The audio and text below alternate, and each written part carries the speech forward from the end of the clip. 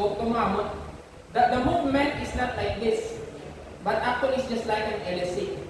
But if you're going to look at it from the bird's eye view, kaya gamo ka na sa microscope, nantaon mo doon nag-aamamo na siya. But actually, the movement is somewhat like that. Just like in the case of the tail of spurgeon.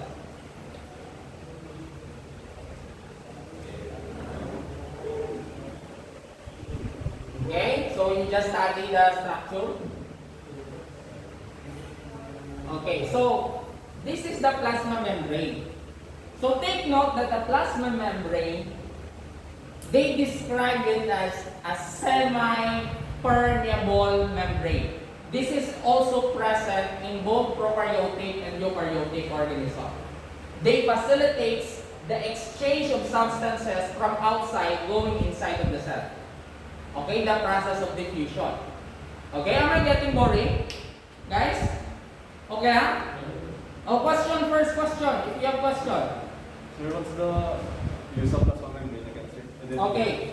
The purpose of the plasma membrane is to allow substances to diffuse either outside, going inside of the cell, okay, or inside, going outside of the cell. So that's the purpose. In other words, it facilitates the exchange of substances. Okay, take note your cell in the body is small, okay, and then it allows the substances to diffuse inside the cell.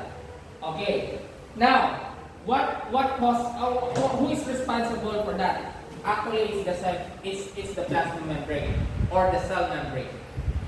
Ayos? Okay, so you notice, sir, how come plasma membrane is semi-permeable? What do you think? What do you think is the reason how come your plasma membrane is semi-permeable? Okay, so from the word semi-permeable, from the word permeability means it allows substance to get in. But there is a prefix, semi-permeable. In other words, not all substances can enter. Okay? So how come it's like that? How come the plasma membrane is behaving like that?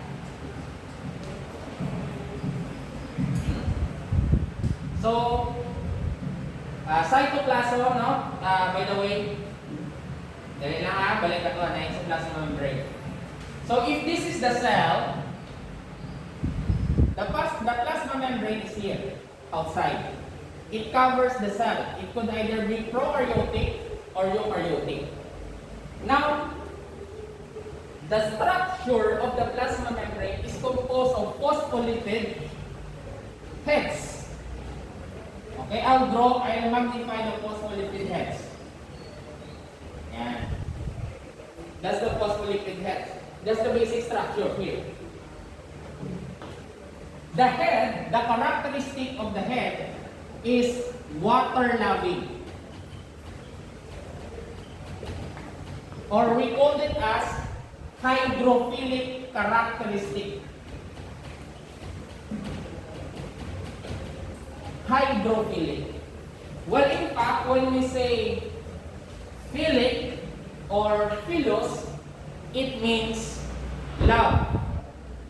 Okay, that's why Philippines is the country for love, because it was named after King Philip, which means love. So, water hydrophilic means love, water loving. In other words, they move towards the water. Okay? Now, this one, the hydrophilic tail, or phospholipid tail, this is water-feeling. Water-feeling, which means, the other term for that is hydrophobic. From the word phobia. Phobia, which means fear of something. Okay, so they are afraid of water. Now, the plasma membrane, I'm just talking about the basic structure here, because the details of it will be discussed in the later part. The plasma membrane is like a sandwich. It's a double membrane layer. Double membrane layer. Nga aman. Look at this one. Doon na, sulatan, no? Sulatan ko ganyan. Water, this is water environment. Okay? This is watery environment. I'm just getting the section of the plasma membrane here. O, a portion of that, yung butang ko for example. Outside of the cell is also watery environment. Yan. Okay? So, what's the nature of the hydrophilic head? Water-loving, right? So that's why it faces the watery environment outside the cell, and at the same time, it faces the watery environment inside the cell. So they arrange themselves, they move towards the water because they have higher affinity towards water. Do you get my point? And the hydrophobic tail, they are moving away from water. That's why the hydrophilic head arrange themselves in a double membrane layer wherein the middle portion of it has a hydrophobic property. Do you get my point? Okay. So that's why the plasma membrane looks like this. Because the hydrophobic philic head will face water, and at the same time, the hydrophobic tail will move away from the water, which will give the plasma membrane a double membrane layer. And the double membrane layer leads to the formation of the characteristics of the plasma membrane, which is semi-permeable. Okay. Sir, na ang semi-permeable. There are different factors of the substances that would enter. If it is a hydrophobic, it has a hydrophobic property, there is a different difficulty to penetrate the first layer, which is hydrophilic.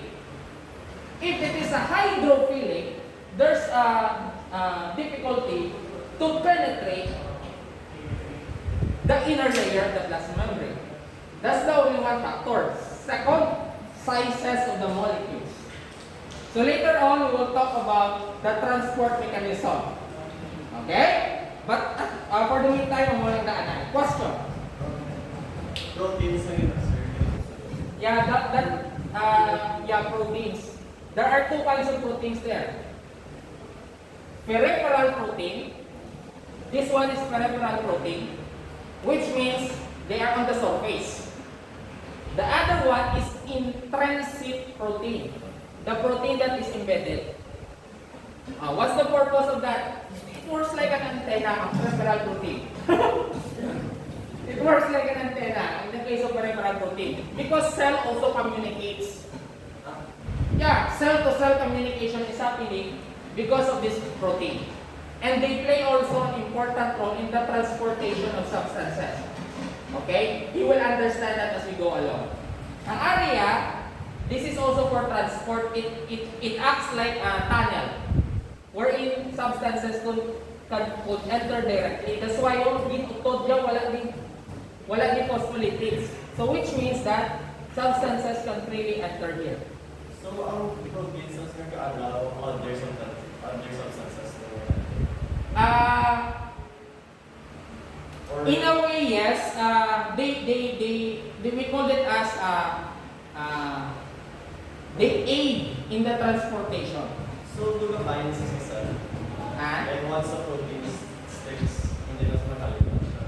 Yung aralan na sa dat. Oo. Pero yung mga plasma membrane, pwede na sila yung utod-utod. And then will return again because their nature is fluid. Though fatty siya. That's why it's very important ang plasma membrane is fatty in nature because it will allow us to move. You imagine if the plasma membrane is very stiff. Okay? Your degree of movement will also be limited. Okay? In the case of plants, they have cell wall na rigid. That's why it's nakula. Right? Sige? So, cytoplasm, this is the fluid inside the inside the cell. We call it as cytoplasmic fluid or cytosol. Okay, cytoplasm is the space inside, and what is inside the fluid is what's called cytosol.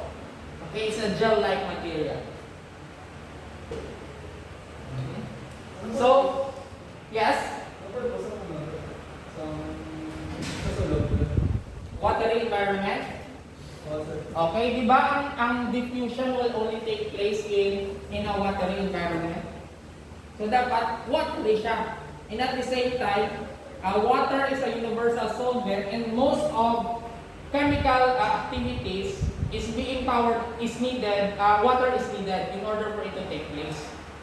So dira na gasona ang mga gina-diffuse ang pagkaon, and then the organelles there will just consume it, and then the bacteria will assimilate the energy and the nutrients that they need.